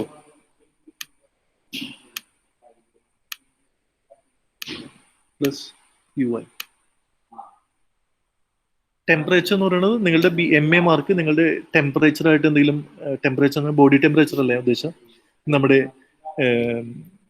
നിലവിലുള്ള നമ്മുടെ അറ്റ്മോസ്ഫിയറിന്റെ ടെമ്പറേച്ചർ ആയിട്ട് എന്തെങ്കിലും കോറിലേഷൻ ഉണ്ടോ, അല്ലെങ്കിൽ അതിന് ഇമ്പാക്റ്റ് ഉണ്ടോ. നമുക്ക് ചെയ്ത് കഴിഞ്ഞാൽ മാത്രമേ നമുക്ക് അറിയാനായിട്ട് പറ്റുള്ളൂ. പക്ഷെ ഇവിടെ ഈ ടെമ്പറേച്ചർ എന്ന് പറയുന്നത് വേരിയബിൾ ഇത് ഇൻസിഗ്നിഫിക്കന്റ് ആണോ സിഗ്നിഫിക്കന്റ് ആണോ. നമ്മൾ ഒറ്റ നോട്ടത്തിൽ ഒരു കോമൺ സെൻസിക്കലായിട്ട് നമ്മൾ നോക്കിക്കഴിഞ്ഞാൽ ടെമ്പറേച്ചർ എന്ന് പറയുന്നത് നമ്മുടെ MA മാർക്കിനെ സ്വാധീനിക്കാനായിട്ടുള്ള സാധ്യത വളരെ കുറവാണ്. അപ്പോൾ നമ്മൾ ഏതൊക്കെ മോഡൽ, ഈ മോഡലിന്റെ അകത്ത് ഏതൊക്കെ വേരിയബിൾ ഇൻക്ലൂഡ് ചെയ്യണം, ഈ ഇൻക്ലൂഡ് ചെയ്തിരിക്കുന്ന വേരിയബിൾ റെലവെന്റ് ആണോ, അല്ലെങ്കിൽ ഇറലവെന്റ് ആയിട്ടുള്ള വേരിയബിൾ ഇതിൻ്റെ അകത്ത് കയറി വന്നിട്ടുണ്ടോ, അല്ലെങ്കിൽ നമ്മൾ സുപ്രധാനമായ ഏതെങ്കിലും ഒരു വേരിയബിൾ വിട്ടുപോയിട്ടുണ്ടോ, ഒമിറ്റ് ചെയ്തിട്ടുണ്ടോ, അത് സ്പെസിഫിക്കേഷൻ എററാണോ. നമ്മളൊരു പ്രധാനപ്പെട്ട ഒരു വേരിയബിൾ നമ്മൾ വിട്ടുപോയിട്ടുണ്ടെങ്കിൽ അതൊരു സ്പെസിഫിക്കേഷൻ എററാണ്. അതല്ലെങ്കിൽ നമ്മളൊരു തെറ്റായിട്ടുള്ള ഒരു വേരിയബിൾ ഇൻക്ലൂഡ് ചെയ്തിട്ടുണ്ടെങ്കിൽ അതൊരു സ്പെസിഫിക്കേഷൻ എററാണ്. അപ്പൊ കറക്റ്റ് ആയിട്ട് സ്പെസിഫൈ ചെയ്യണം. അപ്പൊ ഒന്ന്, വേരിയബിൾസ് നമ്മൾ ഇൻക്ലൂഡ് ചെയ്ത വേരിയബിൾസ് റെലവെന്റ് ആണോ, അല്ലെങ്കിൽ നമ്മൾ ഇറലവെന്റ് ആയിട്ടുള്ള ഒരു വേരിയബിൾ ഇൻക്ലൂഡ് ചെയ്തിട്ടുണ്ടോ, അല്ലെങ്കിൽ പ്രധാനപ്പെട്ട ഒരു വേരിയബിൾ വിട്ടുപോയിട്ടുണ്ടോ, അത് ഒരു പ്രധാനപ്പെട്ട ചോദ്യമാണ് കറക്റ്റ്ലി സ്പെസിഫിക്കേഷനിൽ. രണ്ടാമത്തെ ചോദ്യം എന്ന് പറയുന്നത് ഫങ്ഷണൽ ഫോം എങ്ങനെയായിരിക്കും. ഫങ്ഷണൽ ഫോം എന്ന് പറയുന്നത് നമ്മൾ കുറച്ചും കൂടി നിങ്ങൾ പഠിച്ചു കഴിയുമ്പോൾ മനസ്സിലാവും. നമുക്ക് ഇപ്പോൾ നമ്മൾ യൂസ് ചെയ്തുകൊണ്ടിരിക്കുന്ന functional form linear functional form ആണ്. ലീനിയർ ഫങ്ഷണൽ ഫോം അല്ലാതെ നമുക്ക് ക്വാഡ്രാറ്റിക് ഫങ്ഷണൽ ഫോം ഉണ്ട്, ക്യൂബിക് ഫങ്ഷണൽ ഫോം ഉണ്ട്, എക്സ്പോണൻഷ്യൽ ഫോം ഉണ്ട്. അങ്ങനെ പല ഫോംസുകളുണ്ട്. അപ്പൊ ഏതാണ് നമ്മൾ ഉപയോഗിക്കേണ്ടത്? ഇപ്പോൾ ഒരു കോസ്റ്റ് കർവ് ഒക്കെ നമ്മൾ പഠിക്കുകയാണെങ്കിൽ, നമ്മൾ കോസ്റ്റ് റിലേഷൻസ് ഒക്കെ പഠിക്കുകയാണെങ്കിൽ നമ്മൾ ഉപയോഗിക്കാൻ പോകുന്ന ഫങ്ഷണൽ ഫോം എന്ന് പറയുന്നത് ക്വാഡ്രാറ്റിക് ആയിരിക്കും. കാരണം നമ്മൾ അതിന്റെ ഷേപ്പ് വരച്ചു കഴിഞ്ഞാൽ യു ഷേപ്ഡ് കർവ് ഒക്കെയാണ് നമുക്ക് കിട്ടേണ്ടതെങ്കിൽ, സപ്പോസ് നമുക്ക് കിട്ടേണ്ട ഒരു തിയറിറ്റിക്കൽ റിലേഷൻ കിട്ടേണ്ടത് നമുക്കൊരു യു ഷേപ്ഡ് കർവാണ് കിട്ടേണ്ടതെങ്കിൽ നമ്മൾ ക്വാഡ്രാറ്റിക് ഫംഗ്ഷൻ ആയിരിക്കും ഉപയോഗിക്കുക. നമ്മൾ ലീനിയർ ഫംഗ്ഷൻ ഉപയോഗിച്ച് കഴിഞ്ഞാൽ തെറ്റായിരിക്കുള്ള ഇൻഫർമേഷൻ ആയിരിക്കും കിട്ടുക. അപ്പോൾ ക്യൂബിക് ഫംഗ്ഷൻ ആണെങ്കിൽ നമ്മുടെ ഒരു റിലേഷനൊക്കെ വരുന്നത് നമുക്ക് ഒരു ഇൻക്രീസിങ് റേറ്റോ പിന്നെ ഇൻക്രീസിങ് ആയിട്ട് ഡിമിനിഷിങ് റേറ്റോ ഇങ്ങനെയൊക്കെയുള്ള റിലേഷൻസ് ഒക്കെ നമ്മൾ എസ്റ്റാബ്ലിഷ് ചെയ്യണമെന്നുണ്ടെങ്കിൽ നമ്മൾ ക്യൂബിക് ഫോം ആയിരിക്കും ഉപയോഗിക്കുക. അപ്പൊ ഏത് ഫങ്ഷണൽ ഫോമാണ് ഉപയോഗിക്കേണ്ടതെന്നൊക്കെ നോക്കുന്നത് തിയറി നോക്കിയിട്ടാണ്. നമ്മൾ പഠിക്കാൻ പോകുന്ന തിയറി നോക്കും. ഇപ്പൊ കൺസംഷൻ ഇൻകം നമ്മൾ റിലേഷനിലൊക്കെ നമുക്ക് ലീനിയർ റിലേഷൻ പഠിക്കാൻ, ലീനിയാരിറ്റി നമുക്ക് ആ റിലേഷനിലൊരു പഠിക്കാൻ പറ്റുന്നത്. അപ്പൊ ഫങ്ഷണൽ ഫോം നോക്കുന്നത് എന്ത് തിയറി വായിച്ചിട്ടാണ് നമ്മൾ ഫങ്ഷണൽ ഫോം എല്ലാം തീരുമാനിക്കുന്നത്. അപ്പൊ കറക്റ്റ് ഫങ്ഷൻ ആണോ നമ്മൾ ഉപയോഗിച്ചിരിക്കുന്നത് എന്നുള്ളതാണ് അടുത്തൊരു ചോദ്യം. അപ്പോൾ കറക്റ്റ്ലി സ്പെസിഫൈ ചെയ്യുക എന്നുള്ളതാണ്. ഓക്കെ, അപ്പോൾ ഈ നമ്മൾ XI YI UI ഒക്കെ എൻ്റർ ചെയ്തപ്പോൾ എന്തെല്ലാം അസംഷൻസ് ആണ് നമ്മൾ ഉപയോഗിച്ചിരിക്കുന്നത്. അസംഷൻസ് എന്ന് പറയുന്നത് നമ്മൾ ഇപ്പോൾ പറഞ്ഞിരിക്കുന്ന അസംഷൻസ് ഒക്കെ തന്നെ, അതെല്ലാം കൃത്യമായിട്ടുള്ള അസംഷൻസിന് പുറത്താണ് ചെയ്തിരിക്കുന്നത്. അപ്പോൾ റിഗ്രഷൻ കറക്റ്റ്ലി സ്പെസിഫൈ ചെയ്യപ്പെടണം എന്നുള്ളതാണ് 9ാമത്തെ അസംഷൻ എന്ന് പറയുന്നത്. അപ്പോൾ കറക്റ്റ് ആയിട്ടുള്ള വേരിയബിൾസ് ആയിരിക്കണം മോഡലിൻ്റെ അകത്ത് ഇൻക്ലൂഡ് ചെയ്യപ്പെടേണ്ടത്. രണ്ടാമത്തേതെന്ന് പറഞ്ഞാൽ ഫങ്ഷണൽ ഫോം തിയറി ആയിട്ട് അലൈൻഡ് ആയിരിക്കണം. തിയറിനെ ബേസ് ചെയ്തിട്ടായിരിക്കും നമ്മൾ ഫങ്ഷണൽ ഫോം ഒക്കെ തിരഞ്ഞെടുക്കേണ്ടത്. അപ്പോൾ കറക്റ്റ്ലി സ്പെസിഫൈഡ് ആയിരിക്കണം മോഡൽ. 9ാമത്തെ അസംഷൻ. ഇത് അതിന്റെ എക്സാമ്പിൾ കാണിക്കുന്നതാണ്. ലീനിയർ ഫംഗ്ഷനും ഒരു ക്യൂബിക് ഫംഗ്ഷനും തമ്മിലുള്ള വ്യത്യാസം കാണിക്കാൻ വേണ്ടിയാണ്. ഇത് ഒരു കർവിക് നേച്ചറാണ്. ശരിക്കും ഇങ്ങനെയാണ് വരേണ്ടത്. ഇപ്പൊ നമ്മളൊരു ലീനിയർ ഫംഗ്ഷൻ ഫിറ്റ് ചെയ്ത് കഴിഞ്ഞാൽ ഈ മോഡൽ നോക്കുക. ഇതാണ് ശരിക്കുള്ള ഒരു ഫംഗ്ഷണൽ ഫോം എന്ന് പറയുന്നത്. ഇത് β1 + β2 1/xi ആണ് ഈ ഒരു ഫംഗ്ഷണൽ ഫോം എന്ന് പറയുന്നത്. ഈ ഒരു ഫംഗ്ഷണൽ ഫോം ഇതാണ് ഈ ഒരു മോഡലിൽ. ഇപ്പോൾ നമ്മൾ ഡാറ്റയൊക്കെ സെറ്റ് ചെയ്ത് കഴിയുമ്പോൾ ശരിക്കും ഇതാണ് ഏറ്റവും സ്യൂട്ടബിൾ ആയിട്ടുള്ള ഒരു ഫംഗ്ഷണൽ ഫോം. അതിന് പകരം നമ്മൾ ലീനിയർ ഫിറ്റ് ചെയ്ത് കഴിഞ്ഞാൽ നോക്കുക, ഈ y വേരിയബിൾസിന്റെ സ്പ്രെഡിങ്ങും ഇത് y വേരിയബിൾസ് ആണ്. ബെസ്റ്റ് ഫിറ്റ് ലൈൻ എന്ന് പറയുന്നത് ഒരു കർവി നേച്ചറാണ് അവിടുത്തെ ബെസ്റ്റ് ഫിറ്റ് ലൈൻ. നമ്മൾ സ്ട്രെയിറ്റ് ലൈൻ ബെസ്റ്റ് ഫിറ്റ് ചെയ്യാനായിട്ട് നോക്കിക്കഴിഞ്ഞാൽ അതൊരു തെറ്റായിട്ടുള്ള ഫംഗ്ഷണൽ ഫോം ആയിരിക്കും വരിക. അപ്പോൾ ഇവിടെ നോക്കുക, ലീനിയർ നോൺ ലീനിയർ ഫിലിപ്സ് കർവിന്റെ ഒരു എക്സാമ്പിൾ ആണ് കാണിച്ചിരിക്കുന്നത്. നമുക്ക് എത്രയും ഡീറ്റെയിൽ ആയിട്ടൊന്നും പോകണ്ട, ഞാൻ ജസ്റ്റ് ഒന്ന് പറഞ്ഞു മാത്രം. അപ്പോൾ നമ്മളവിടെ സ്പെസിഫിക്കേഷൻ എറേഴ്സ് വന്നു കഴിഞ്ഞാൽ നമ്മളതിനെ സ്പെസിഫിക്കേഷൻ ബയസ്, സ്പെസിഫിക്കേഷൻ എറർ എന്നാണ് അതിനെ വിളിക്കുക. 9ാമത്തെ അസംഷൻ അതാണ്. 10ാമത്തെ അസംഷൻ എന്ന് പറയുന്നത് there is no perfect multicollinearity. ഞാൻ ഇന്ന് ജസ്റ്റ് പറഞ്ഞു തീർക്കുകയാണ്. ഞാൻ അടുത്ത ക്ലാസ്സിൽ ആ ലാസ്റ്റത്തെ പോയിന്റുകൾ ഒന്നുകൂടി ഒന്ന് പറഞ്ഞുതരാം. മൾട്ടി കോളിനിയാരിറ്റി എന്ന് പറയുന്നത് ഇത്രയേ ഉള്ളൂ, വളരെ എളുപ്പമാണത്. ഈ എക്സുകൾ തമ്മിൽ കോറിലേഷൻ ഉണ്ടാവാൻ പാടില്ല, പെർഫെക്റ്റ് കോറിലേഷൻ ഉണ്ടാവാൻ പാടില്ല. ഇപ്പോൾ ഉദാഹരണം പറഞ്ഞ് ഞാനിവിടെ ഉപയോഗിച്ചിരിക്കുന്ന 3 വേരിയബിൾസ് ഉപയോഗിച്ചത് ഇത് ഞാൻ വായിച്ചു കളയാണ്. ഇത് ടെമ്പറേച്ചർ ഞാൻ ജസ്റ്റ് കാണിക്കാൻ വേണ്ടി കാണിച്ചെന്നുള്ളൂ.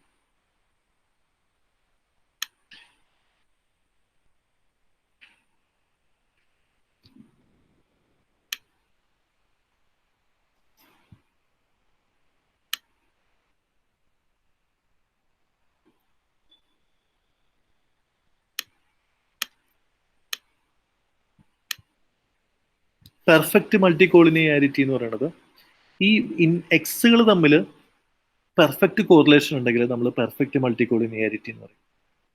അതായത് സ്റ്റഡി അവറും BA മാർക്കും മന്ത്ലി എക്സ്പെൻഡിച്ചർ ഏതെങ്കിലും ഈ ഇൻഡിപെൻഡന്റ് വേരിയബിൾസ് തമ്മിൽ